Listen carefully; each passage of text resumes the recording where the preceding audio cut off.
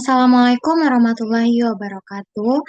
Perkenalkan, nama saya Rahmananda dengan NIM 2212922 berasal dari Prodi Pendidikan Guru Sekolah Dasar. Nah, kali ini saya akan membahas dan menjelaskan mengenai problematika sistem evaluasi pembelajaran di sekolah. Nah, apa hal yang melatar belakangi saya untuk membahas ini, yaitu yang pertama, kita sebagai guru harus mampu mengukur kompetensi yang telah dicapai oleh siswa dari setiap proses pembelajaran atau setelah beberapa unit pelajaran, sehingga guru dapat menentukan keputusan terhadap siswa tersebut. Nah, apa perlu diadakan perbaikan serta menentukan rencana pembelajaran berikutnya, baik dari segi materi ataupun dari segi strateginya. Nah, oleh karena itu, guru setidaknya mampu menyusun instrumen tes maupun non-tes dan mampu membuat keputusan bagi posisi siswanya. Apakah telah dicapai harapan penguasaan secara optimal atau belum? Kemudian kemampuan yang harus dimiliki oleh guru tersebut kemudian menjadi suatu kegiatan rutin yang membuat tes, melakukan pengukuran, dan mengevaluasi dari kompetensi siswa-siswanya sehingga mampu menetapkan kebijakan pembelajaran selanjutnya. Karena evaluasi pembelajaran adalah komponen yang paling penting dalam pendidikan, serta guru perlu mengevaluasi untuk mengukur kompetensi siswa dan menentukan kebijakan pembelajaran.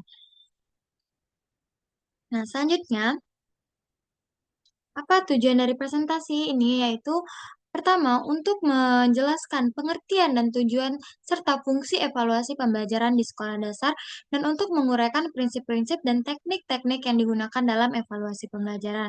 Kemudian untuk mengidentifikasi berbagai problematika yang terjadi dalam evaluasi pembelajaran di sekolah dasar, kemudian untuk memberikan solusi yang relevan dan aplikatif dalam mengatasi problematika evaluasi pembelajaran di sekolah dasar. Baik, selanjutnya yang pertama,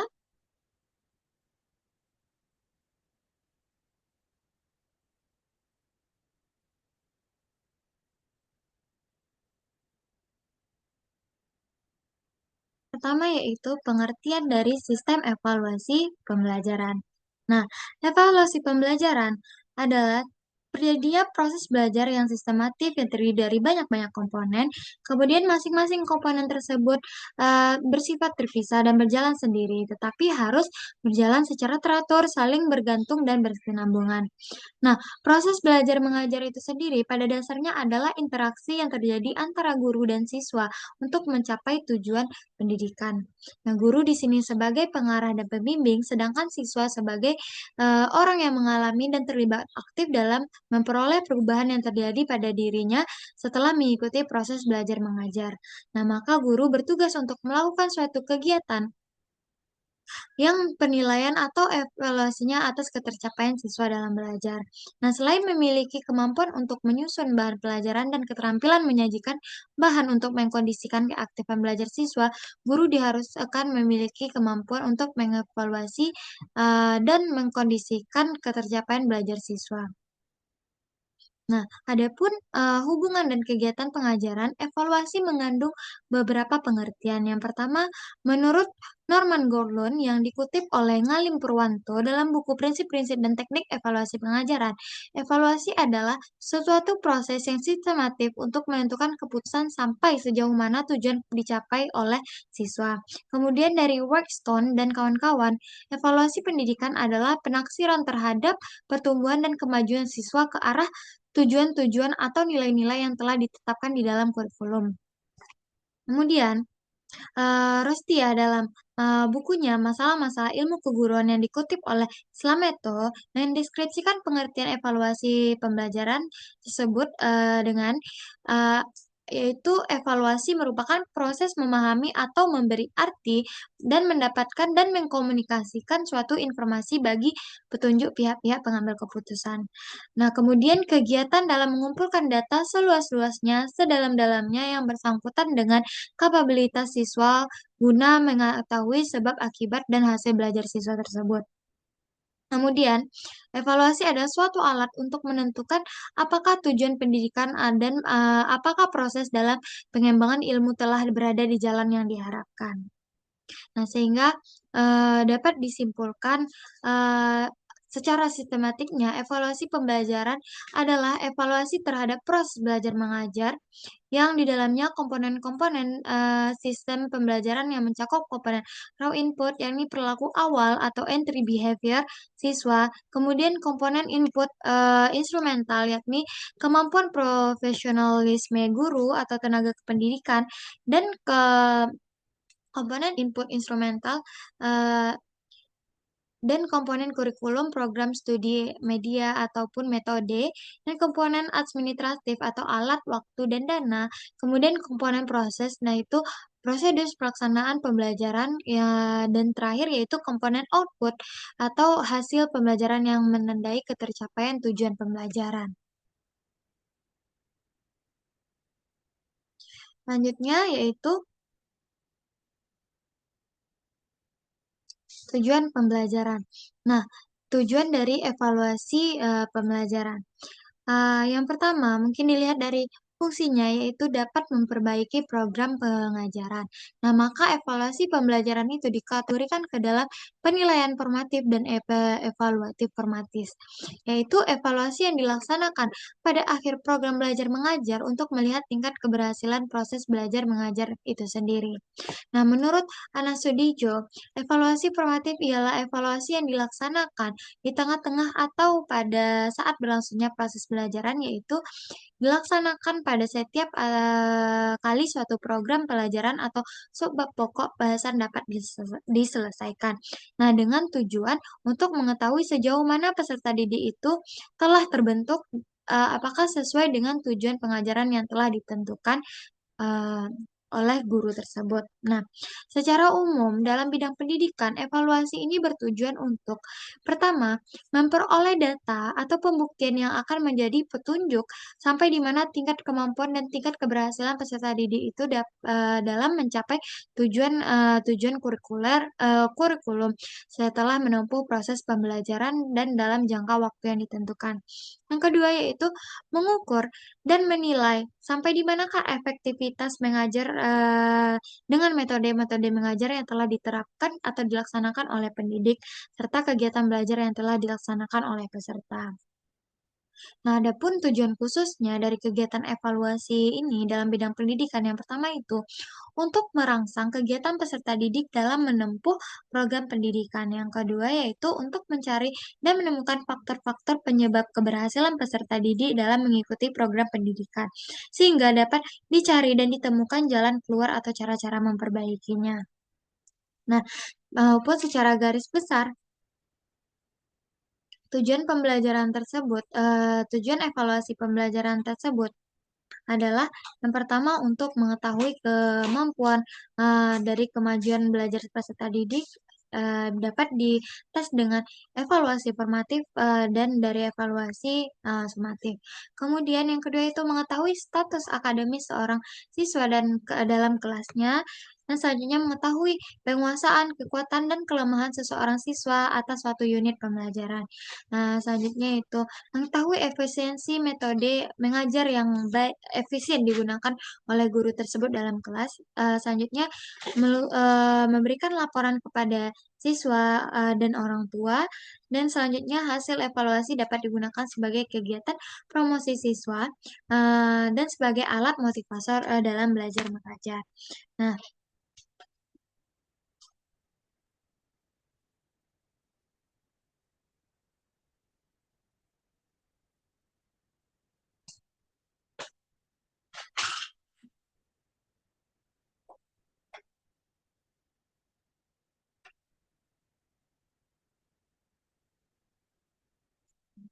selanjutnya yaitu materi mengenai prinsip-prinsip dan teknik evaluasi pembelajaran. Yang pertama, kita akan membahas prinsip evaluasi pembelajaran. Nah, prinsip tersebut dibagi sebagai berikut. Yang pertama itu prinsip objektif evaluasi atau prinsip yang harus dilaksanakan secara objektif. Nah, di mana objektif artinya tanpa pengaruh karena evaluasi harus berdasarkan data-data yang nyata dan harus berdasarkan testing yang telah dilaksanakan. Yang kedua yaitu prinsip kontinu atau evaluasi harus dilaksanakan secara kontinu di mana Evaluasi itu harus dilaksanakan secara terus-menerus. Yang ketiga yaitu prinsip komprehensif evaluasi, yaitu hendaknya evaluasi itu dilaksanakan secara komprehensif. Artinya sejauh mungkin harus mengenai pada semua aspek kepribadian murid. Selanjutnya, menurut standar penilaian pendidikan jenjang pendidikan dasar dan menengah, prinsip evaluasi tersebut harus mencakup yang pertama kesahihan, yaitu penilaian didasarkan pada data yang mencerminkan kemampuan yang diukur. Oleh karena itu, instrumen yang digunakan perlu disusun melalui prosedur sebagaimana dijelaskan dalam panduan agar memiliki bukti kesahihan dan keandalan. Yang kedua, objektif. Di sini berarti penilaian harus didasarkan pada prosedur yang dengan kriteria yang jelas, tidak terpengaruhi subjektif penilaian. Oleh karena itu, pendidik perlu eh, butiran soal atau teks praktik atau kinerja sehingga dapat memaksimalkan subjektif pendidik.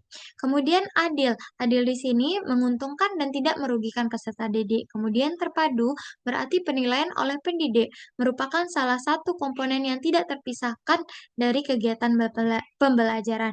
Yang kedua terbuka, artinya prosedur penilaian tersebut diambil berdasarkan keputusan dan diketahui oleh pihak yang berkepentingan. Selanjutnya yaitu berkesinambungan atau artinya itu menyeluruh sehingga penilaian mencakup semua aspek kompetensi dengan menggunakan berbagai teknik penilaian yang memantau perkembangan kemampuan peserta didik. Selanjutnya yaitu sistematis, yaitu penilaian dilakukan secara berencana dan bertahap dengan mengikuti langkah-langkah baku. Oleh karena itu, penilaian dirancang dan dilakukan dengan mengikuti proses dan prinsip-prinsip yang telah ditetapkan. Nah, yang terakhir dalam ini yaitu akuntabel atau dapat dipertanggungjawabkan. Selanjutnya yaitu fungsi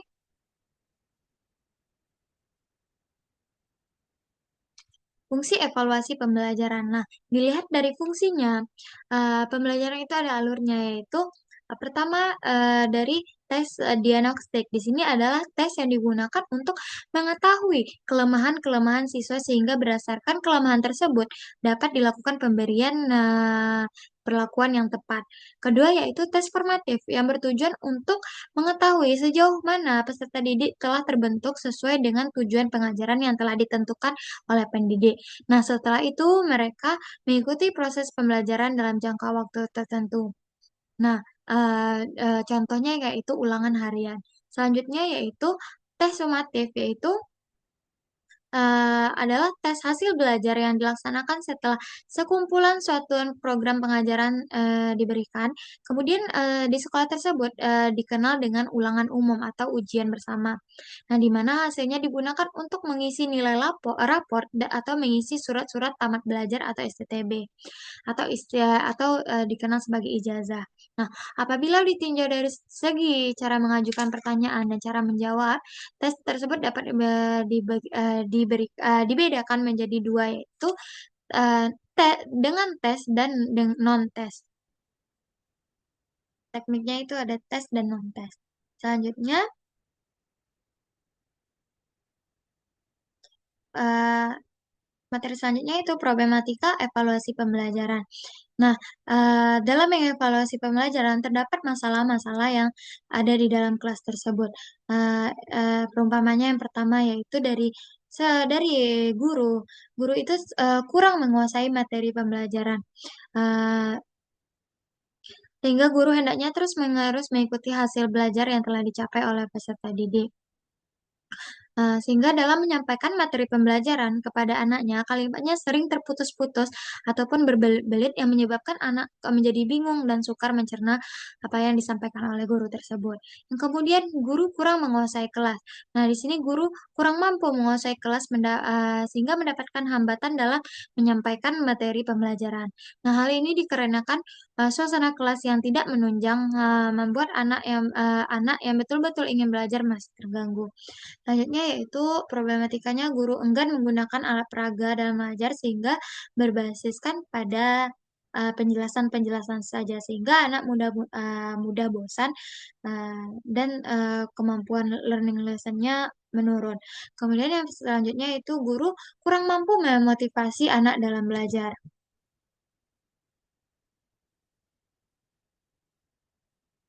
Dan guru menyamaratakan kemampuan anak di dalam menyerapkan pembelajaran, sehingga anak-anak yang sulit menyerap pembelajaran tertinggal dengan anak-anak yang mudah menangkap apa itu pembelajaran tersebut. Kemudian guru kurang disiplin dalam mengatur waktu, selanjutnya guru menyamaratakan, dan enggan membuat persiapan pengajaran. Selanjutnya guru tidak mempunyai kemajuan untuk menambah atau menimba ilmu, sehingga stuck di sekolah yang dia tamatkan sebelumnya saja. Kurang adanya gairah untuk melanjutkan pendidikan yang lebih tinggi. Selanjutnya, guru enggan mempergunakan alat peraga dalam mengajar, sehingga pembelajaran dan suasana kelas itu membosankan. Dan yang terakhir yaitu guru selalu mengutamakan pencapaian target kurikulum, sehingga, anak-anak tersebut, jarang diperhatikan atau, dianalisis beberapa persen dari daya serap anak tersebut.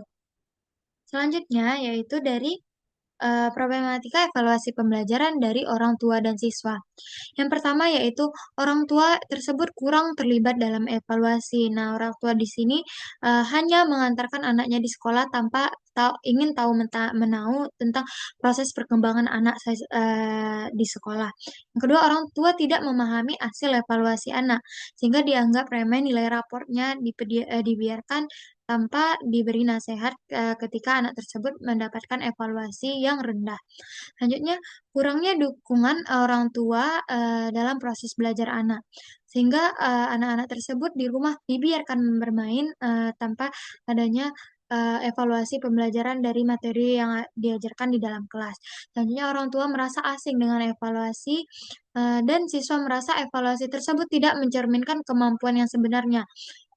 Bisa jadi saat evaluasi siswa itu menyontek sehingga dia sebenarnya tidak paham dengan materi yang diajukan, tetapi, karena hasil contekan tersebut evaluasinya, tinggi sehingga tidak relevan. Selanjutnya, penilaian terlalu fokus pada hafalan, padahal ada teknik lain yang dapat diaplikasikan guru dalam melakukan evaluasi.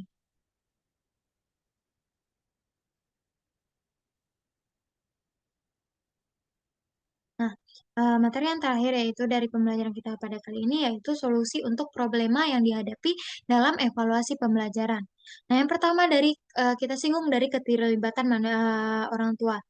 Eee, sehendaknya, kita mengadakan rapat orang tua dan guru secara rutin sehingga, nampak apa yang, terjadi di anak itu di sekolah dan apa yang terjadi di, rumah.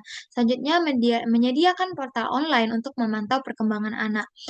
Sehingga guru, orang tua dapat berkontribusi dalam, memantau, kegiatan peserta didik di sekolah. Selanjutnya, mengadakan workshop untuk, orang tua tentang peran mereka dalam evaluasi.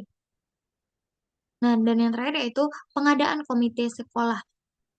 Selanjutnya yaitu dari, pihak siswanya, solusi problema evaluasi pembelajaran dari pihak siswanya. Yang pertama, umpan balik, siswa tentang metode evaluasi. Eee Kemudian gunakan penilaian formatif dan sumatif secara seimbang, sehingga anak-anak itu dapat dievaluasi dengan efektif. Yang terakhir yaitu menerapkan penilaian berbasis proyek untuk bervariasi. Tidak hanya melakukan tes, tapi juga kita kerahkan evaluasi berbasis proyek. Di sini kita mengajak anak tersebut memecahkan masalah dan membuat proyek sehingga mereka paham apa yang mereka kerjakan dan dapat mengimplementasikan pembelajaran yang, dia dapatkan di sekolah dan guru. Nah, solusinya yaitu selanjutnya itu dari efisiensi dan inovatif metode pembelajaran.